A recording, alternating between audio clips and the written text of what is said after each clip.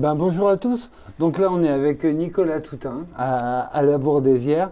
C'était la fête des ventes de plants de tomates. Et donc, c'est pour ça que la serre est vide, hein. Donc, Nico, tu nous disais à peu près 10 000 plants vendus? C'est ça, oui, sur les 12 000 produits, là j'en ai vendu à peu près 10 000. Oh. C'est ce qu'on fait à peu près à chaque fois pendant les fêtes des plantes. Ok, alors moi je vais être bien sûr un peu pénible, hein. Comme d'habitude. Normal, mais il est quand même beaucoup trop tôt, hein, voilà, il est trop tôt pour les planter, c'est ce que j'expliquais aux gens tout le week-end. C'est que c'est le bon moment pour les acheter parce que tout le monde aime bien les acheter de bonne heure. Mais par contre, on les garde quand même à l'abri, on peut les sortir la journée, mais il faut les rentrer le soir. Ok, donc moi voilà, j'ai une maison, j'ai pas de terre, j'ai rien, j'ai que la maison. Donc je les mets où dans la journée? Sur la façade, devant plein sud de la façade? Je les rentre le soir, la nuit? Ça dépend de la météo. En fait, si le temps est un petit peu couvert comme aujourd'hui, on peut tout à fait les mettre devant la maison, comme ça en plein air. Par contre, s'il y a un soleil qui est fort, il faut mieux les mettre à mi-ombre sous un arbre parce qu'elles peuvent prendre un petit coup de soleil comme ça quand elles sortent de serre tout de suite au printemps. Ouais. Ok, et je les arrose comment? Alors, on peut les arroser sur le feuillage. Quand les plants sont petits comme ça pose aucun problème. Donc, on peut les arroser même en passant un petit coup de jet dessus. Moi, c'est comme ça que je les arrose. Et on arrose uniquement quand le terreau est sec. Là, on voit que le terreau actuellement, il est bien humide. Donc là, il n'y a pas besoin de les arroser. Mais quand le terreau sèche, c'est à ce moment-là qu'on va les arroser. Si on sur-arrose, on va avoir des problèmes de pourriture des racines. Et si en plus les plants sont stockés pas tout à fait à la lumière, il peut y avoir des phénomènes d'étiolement. D'accord. Et on les plante, donc on prend les vieux repères traditionnels, saint glace, machin, donc autour du 15 mai. Autour du 15 mai. En fait, on parle toujours des saints de glace, mais ils sont toujours valables parce que même s'ils ne gèlent pas, on peut avoir des journées venteuses ou des journées qui sont pas bien pour la tomate. Autour du 11, 12 et 13 mai, c'est pas toujours des bonnes journées. D'accord. Moi, j'ai entendu dire que le zéro de végétation des tomates, il se situe à 12 degrés à peu près. À 12 degrés, elles ne poussent plus, hein, c'est ça? Oui, 12 degrés, il n'y a pas vraiment de croissance, donc c'est pour ça qu'on n'a pas intérêt à les planter trop tôt. Il y a beaucoup de gens qui aiment bien planter de bonne heure les tomates, mais en fin de compte, on n'y gagne pas. On le voit bien entre les premières qu'on va planter très tôt et celles qu'on va planter après le 15 mai, il y a très peu de différence. Et si j'achète des plantes, alors là les plantes de tomates, honnêtement, voilà, si on est là, il y a une raison, hein, donc les plantes de tomates là ils sont très beaux. Mais quand on achète des plantes de tomates assez hauts, avec déjà des fleurs dessus et tout, qu'est-ce qu'on fait les fleurs? On les vire ou on les garde? Oui, alors le premier bouquet de fleurs comme ça, quand la plante est là, moi je le garde pas, parce qu'au moment de la plantation, surtout si les fleurs sont déjà fécondées et qu'il y a déjà des tout petits fruits en train de se former, la plante elle va mettre toute son énergie pour former ces fruits-là et va oublier d'avoir de la croissance. Donc on va avoir des plantes qui vont rester naines jusqu'au mois de juin, même des fois jusqu'au mois de juillet, vont rester naines. Par contre, on aura une grappe de fruits très précoce, mais la plante oubliera de pousser. Donc il vaut mieux virer ce petit bouquet de fleurs qui est là au moment de la plantation. Est-ce que tu as un petit conseil? Sinon, voilà, mettons, alors tu as eu la gentillesse de nous préparer des plants, donc là on va repartir avec des plants. Est-ce que tu as un petit conseil à nous donner pour voilà, faire patienter les plants? On dit qu'il faut les endurcir. Oui, alors moi c'est ce que je fais ici. On voit que les plants sont super costauds. On voit la base de la tige d'ailleurs qui est un petit peu violacée, hein. C'est un signe que c'est un plant qui n'a pas été forcé au niveau des températures, au niveau de l'arrosage. En fait, ces plants-là, là on est autour du 10 avril, je les ai semés fin janvier.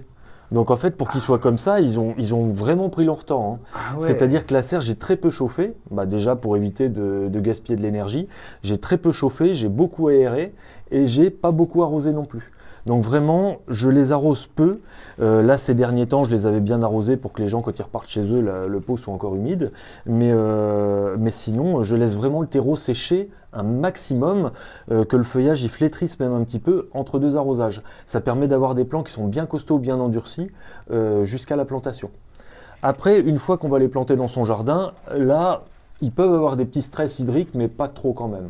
Ok, alors juste un détail, au stade de plant, le feuillage qui flétrit un petit peu, etc., on laisse ça aux pros, hein. Nous, on ne s'y amuse pas, hein. Mais voilà, là c'est vraiment, il vaut mieux maintenir un fond d'humidité minimum. Qu'est-ce que tu penses toi de laisser, d'avoir un bac étanche et de laisser tremper comme sur une table? Tu penses que c'est une bonne idée ou Non, moi je laisse pas tremper parce que les racines des tomates supportent pas d'être dans une humidité constante. Alors ça peut aller pour quelques heures, hein, mais justement si on est amateur et qu'on se risque à ce petit jeu-là, le risque c'est qu'on mette trop d'eau. On part pendant 2-3 jours, on vient, les plantes elles baignent toujours dans l'eau, ben là en fait elles sont pourries. Ok, et là ce que je vois, toi sur tes tables, tu as des tables rehaussées parce que tu es comme moi, on ne rajeunit pas, on a vite mal au dos hein, quand même, hein, attention. Elles ont toujours été comme ça, les serres, c'est pas moi qui les ai faites. Elles sont un peu basses pour moi d'ailleurs. Oui, tiens, j'en profite, quand on fait une table à rempoter, etc., ou une pose de tablette, c'est hauteur de la ceinture. Comme ça permet de travailler dos droit. Hein. Moi, on m'avait dit dans l'idéal, on doit mettre la main à plat sur la table. Ah ouais. Ça, c'est la bonne hauteur. Moi, on m'a dit autre chose.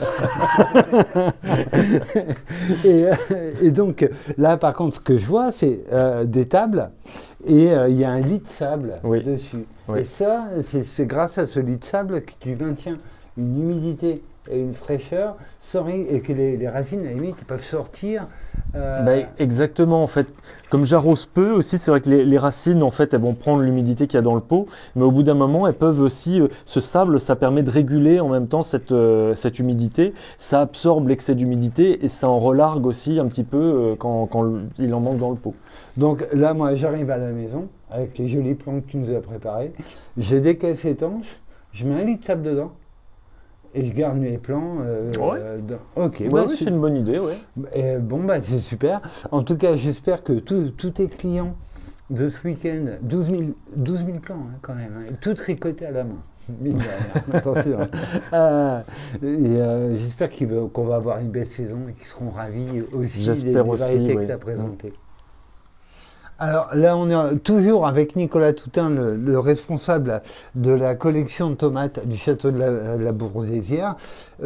Collection CCVS, je le rappelle. Donc CCVS, ça veut dire Conservatoire des collections végétales spécialisées. Voilà, donc c'est un truc qui est vraiment sérieux. C'est pas, oui, j'ai beaucoup de tomates, non, tu as un contrôle. Non, tout à fait. Il y a des contrôles qui se font tous les 4 ans.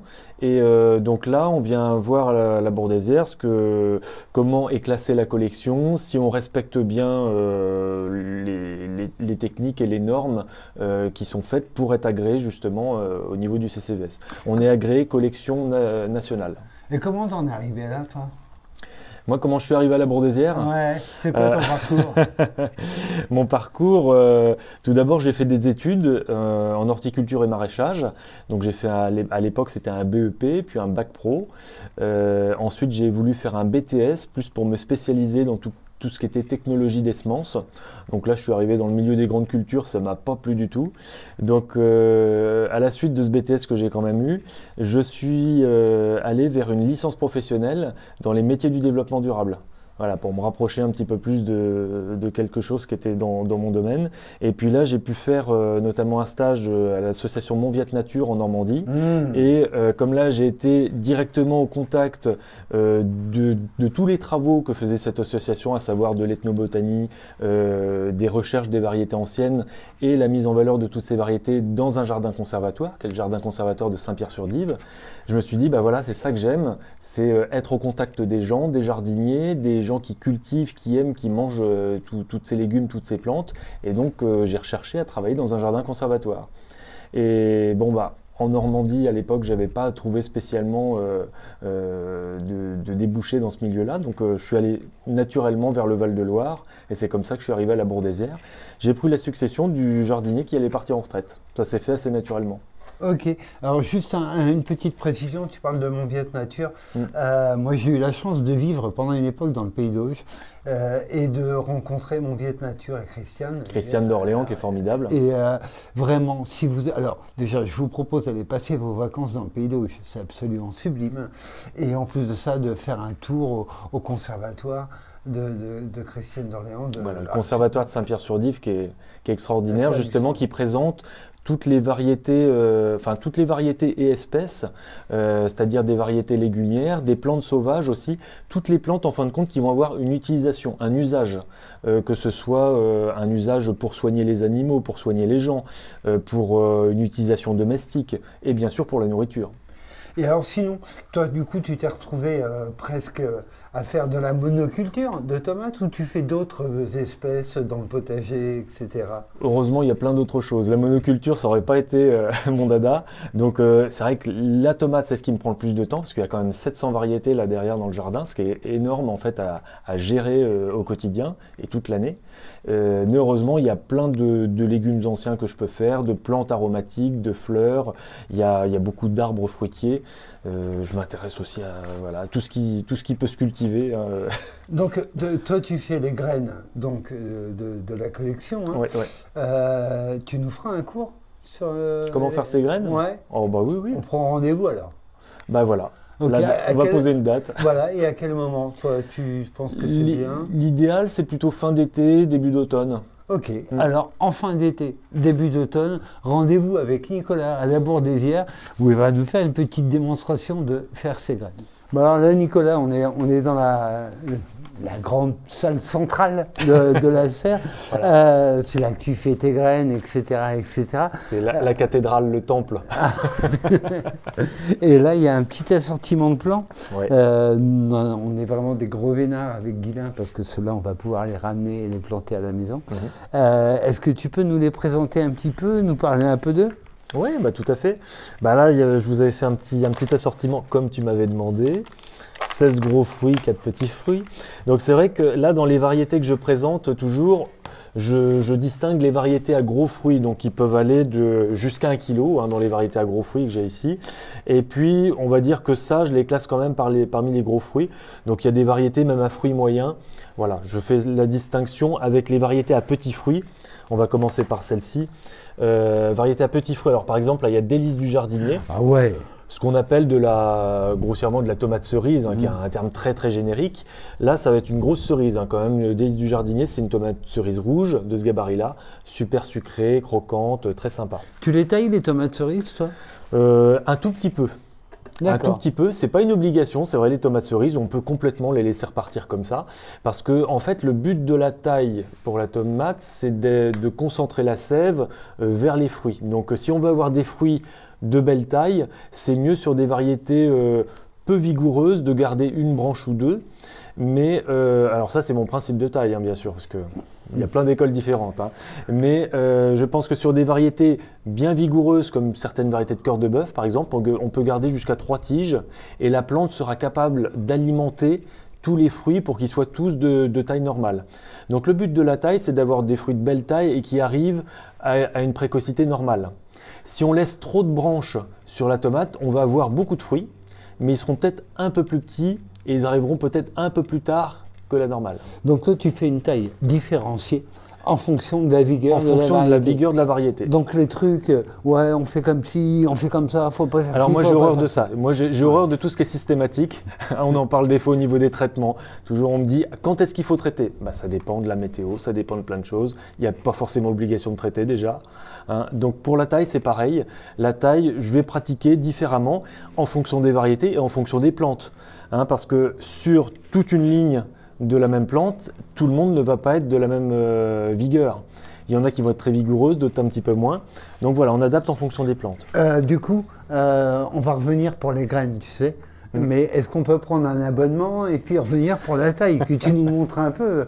Moi, ça me plairait hein, de suivre sur la taille et voir comment tu vas adapter en fonction des variétés. Tu sais que moi, la taille, c'est ce qui me passionne le plus en fin de compte dans ce que je fais ici. Tailler les plants de tomates, c'est ce que j'adore. D'accord. Plus que la récolte. Bon, bah rendez-vous est pris alors. Ouais. On continue. Allez. Alors on continue. Là j'en étais à Mirabelle Blanche. Je ne sais pas si on va toutes les faire, hein, mais je vais vous montrer. Mirabelle Blanche c'est sympa, c'est une toute petite fruit là pour le coup. Alors c'est pas blanc comme l'étiquette, hein, c'est un jaune très pâle. On a ici Abracazebra. Alors ça, Abracazebra, c'est une variété qui est plus récente, qui a été créée par Tom Wagner, qui est un passionné de tomates, qui a créé la tomate Green Zebra dans les années 1985. Et puis il a créé il y a quelques années Abracazebra, qui est une mini Green Zebra. Juste un truc sur Tom Wagner. Donc c'est un free breeder, ça veut dire que les variétés qu'il obtient, ils déposent rien dessus. Voilà. Elles sont libres de droit. Complètement Donc, libre d'accès. Ne serait-ce qu'en hommage à Tom Wagner, mettons dans nos potagers une de ses obtentions. Voilà. Green Zebra, c'est Green Zebra la plus connue, mais souvent il a adoré faire des variétés un petit peu bariolées, comme ça, avec plusieurs couleurs, des stries. Voilà, il a fait plein de trucs sympas. Alors là, tu avais la Black Cherry, la cerise noire. Hein, celle-là, c'est devenu une classique parmi les tomates cerises, mais on l'aime beaucoup. Très productive, hein. Très sympa cette variété. Ah bah la fameuse Green Zebra, la voilà. Ouais. Donc c'est une variété à fruits de taille moyenne, quand même 100 à 150 grammes. Evergreen, qui est également une tomate qu'on appelle verte, parce qu'elle est vert ambre à maturité, mais elle est quand même d'un gabarit supérieur. Après on a quoi? La Berkeley Tie-Dye. Alors celle-là, je ne sais pas si tu la connais. Non. Je l'ai vraiment appréciée chez notre ami Jackie Mercier, qui lui en cultive beaucoup. C'est une tomate qu'on appelle bigarrée, elle est de plusieurs couleurs, elle est rose, verte, noire, c'est un très gros fruit, sucré avec peu de pépins. J'en profite pour signaler que chez Jackie Mercier, on va y retourner, on va t'y retrouver cette année, bien sûr. Bien comme sûr. l'année. Par contre, juste un truc là, ce que je vois, c'est pas du tout les mêmes feuilles. Oui, là justement j'ai une variété avec un feuillage très différent. Là c'est Summer Cider, c'est une grosse tomate orange qui fait ses feuilles, alors qu'on appelle chez la tomate le feuillage de pomme de terre. Voilà, ce qui nous rappelle que la tomate est une cousine de la pomme de terre. Hein. C'est pas le même genre, mais c'est la même espèce. Non, famille. Voilà, c'est la même famille. Voilà, donc on retrouve ce type de feuillage chez plusieurs variétés. Je l'ai là aussi sur une autre. Voilà, Brandywine Pink. Ça, c'est une variété ancienne. Hein, donc ce type de feuillage est vraiment ancien chez la tomate. Hein. Ça, c'est une variété du 19e siècle. Brandywine Pink, c'est une grosse tomate rose, très charnue, très sympa aussi. Moi, j'aime beaucoup ça. Verna orange, ah bah ça fait partie de mes préférés. C'est pour ça que je vous l'ai mis. Ah. Donc ça, Verna orange. Il faut imaginer une tomate, un petit cœur de bœuf comme ça, plutôt pointu, de gros calibre, charnu, avec peu de pépins et une chair super fondante. Quand elle est bien mûre, tu peux presque la tartiner sur du pain grillé. C'est génial. Oli Rose de Saint-Domingue. C'est une variété qui est peu connue, qui fait des tomates en forme de petits œufs rose, presque rose bonbon. Très sympa. Et là, pour le coup, très ferme et sucré. Qu'est-ce qu'on a d'autre? Je ne sais pas si on a le temps de toutes les faire, mais si on a le temps, on y va. Russian Persimmon. C'est une variété sympa. C'est un kaki, très peu connue, voilà, ouais. Tout à fait. Donc orange kaki, de ce gabarit-là, très sympa en salade, fruité, très agréable. Gregory Altaï, belle tomate rose précoce, avec des fruits de belle taille pour c'est quand même gros comme ça, c'est pas mal pour une tomate précoce. Blue Strix, alors ça c'est une variété plutôt récente, on va dire, qui a moins d'une dizaine d'années. C'est ce qu'on appelle les tomates bleues ou indigo, voilà, qui sont apparues il y a justement une dizaine d'années. Avec les premières tomates, c'était Ozu Blue. Ozu Blue, ouais, voilà. Donc c'est une dérivée d'Ozu Blue. Elle est plus grosse qu'Ozu Blue parce que Blue Strix elle est grosse comme ça. Ah ouais. Donc quand elle n'est pas mûre, elle est noire violacée. Avec des reflets bleus, et quand elle mûrit, elle devient rouge très foncé.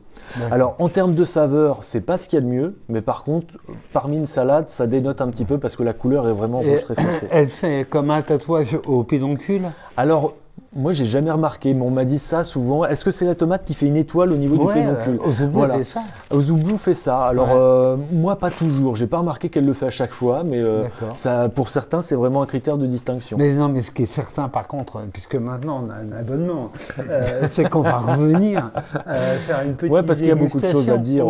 Ah oui, en plus pour grignoter. Ah bah tant qu'à faire. On va revenir avec des paniers d'abord, il faut revenir vides. pour la taille. Et une fois que tu auras bossé un petit peu, tu auras le droit de déguster. Bon, ça marche. On continue? Ouais. Alors, on avait de la russe. Ça, russe, bah voilà. Un terme un petit peu générique. On appelle comme ça chez les tomates, il y a la russe, il y a l'espagnol, il y a la portugaise. C'est pas un nom hyper précis, mais en tout cas, russe, espagnol, portugaise, ça indique toujours une variété à très gros fruits, très charnue avec peu de pépins. Alors, on a la russe, qui ressemble beaucoup à de la portugaise pour moi. Souvent, ce sont des tomates tardives, mais qui peuvent faire des fruits d'1 kilo. Donc, c'est des variétés toujours très appréciées, aussi bien pour aller en salade qu'en tomate farcie. Ukrainian Pear, alors ça, on m'a dit, bah oui, c'est à la mode, forcément, vous la mettez. Puis bon, là, en plus, c'est le hasard, elle arrive après la russe. Hein. J'aurais pu la mettre avant la russe. Ouais. Ukrainian, On confirme. Ukrainian Pear, il y a aussi New Zealand Pear qui lui ressemble comme 2 gouttes d'eau. Ça, c'est une variété en forme de poire. Alors, pas la mini poire, hein, la poire comme ça. Celle-ci est rouge rosé. Et c'est une variété qui est très charnue, juteuse, qui fait pas beaucoup de pépins. Par contre, les pépins sont vraiment balèzes. D'accord. Voilà. Bon, bah, si on se casse une molaire. Non, par contre, tu sais, ça s'écrase, t'inquiète pas pour tes petites dents. Moneymaker, ça, c'est mes variétés chouchoutes. Ça, c'est une variété passe-partout qui va faire des tomates de ce gabarit-là, hyper productive. Alors, elle est précoce, elle arrive à la deuxième quinzaine de juillet si tout va bien. Et puis, elle va produire en août, en septembre et peut-être jusqu'en octobre si les conditions le permettent. Et elle est hyper productive toute la saison. Alors, Moneymaker, c'est une vraie variété ancienne, ça. Ah, vraie variété ancienne, je sais pas. Moi, je dirais que c'est une variété maraîchère plutôt des années 50, peut-être des années 30. D'accord. Donc, ok. On peut la classer parmi les tomates anciennes. Ouais. Mais voilà, elle porte en tout cas un nom qui lui va très bien parce qu'effectivement, c'est une variété très productive. Ouais. Donc c'est vrai qu'aujourd'hui, dans ce qu'on appelle tomate ancienne, c'est souvent, regarde la Green Zebra, on l'appelle tomate ancienne, alors qu'en fait elle a 40 ans. Ouais. Donc tu vois, après on a des variétés plus anciennes, comme par exemple Téton de Vénus. Là c'est plutôt, je pense qu'on est début 20e, même si je ne le sais pas avec précision, parce qu'il y a plein de variétés en fin de compte qui sont là dans les 700 que j'ai dans la collection. Il y a plein de variétés pour lesquelles je n'ai pas de renseignements. Ok. Il y en a pour lesquels il n'existe que le nom. D'accord. Donc en tout cas, Téton de Vénus, oui, c'est une variété qui a peut-être une centaine d'années, qui est vraiment typée cœur de bœuf, très pointu, gros fruits, rouge très foncé. Et c'est étonnant parce que c'est une plante qui est très frêle, très retombante. On le voit au niveau du feuillage. Là, la plante est parfaitement alimentée en eau, mais le feuillage est très retombant. C'est une plante extrêmement souple, donc il faut bien l'attacher le long du tuteur parce que sinon les fruits vont casser les tiges. La tomate des Andes aussi, c'est pareil qui a toujours l'air La crevard, cornue des Andes, effectivement, elle est retombante, comme certains cœurs de bœuf aussi. Voilà, il y a des plantes comme ça qu'il faut bien attacher pour éviter que les fruits ne cassent les tiges. Bah là, à l'inverse, on a Miracle du marché, une tomate, voilà, on voit la plante hyper turgescente, très raide, une plante très solide, qui va faire des fruits de taille quand même pas mal, tomate rouge, assez charnue. Donc ça, pareil, pour faire de la production au quotidien, aller en salade, c'est super. Et puis on finit par cette tomate-là qui s'appelle Beaune. Alors ça, la cherche pas sur internet, on trouve aucune indication sur cette variété parce que c'est il y a une bonne dizaine d'années, presque 15 ans, il y a un type qui est venu ici en m'amenant cette tomate-là. Il m'a dit c'est mon père qui a créé cette variété dans les années 70-80, il était maraîcher, donc il lui a donné son nom. C'est Monsieur Beaune. C'est rigolo d'ailleurs là à la fête des plantes, j'ai eu un Monsieur Beaune qui est venu, je lui ai dit c'est de votre famille, il m'a dit non, c'est pas de ma famille, mais je vais en prendre une du coup. C'est excellent ça. Donc c'est une variété de la région centre, voilà. Mais donc là, ça fait une variété vraiment très gros fruit, un peu comme on parlait de la russe tout à l'heure, voilà, un fruit vraiment balèze. Mais par contre, elle est plutôt mi-saison, donc elle va arriver au mois d'août et puis elle va se prolonger au mois de septembre. Bon, bah tout ça, nous, on va revenir le goûter, hein, puisqu'on a été invités. On a été invités. Bon, donc je t'ai dit, d'abord tu vas bosser. Hein. Voilà. D'abord on taille, après on goûte. Bon, Guilain, toi tu filmes.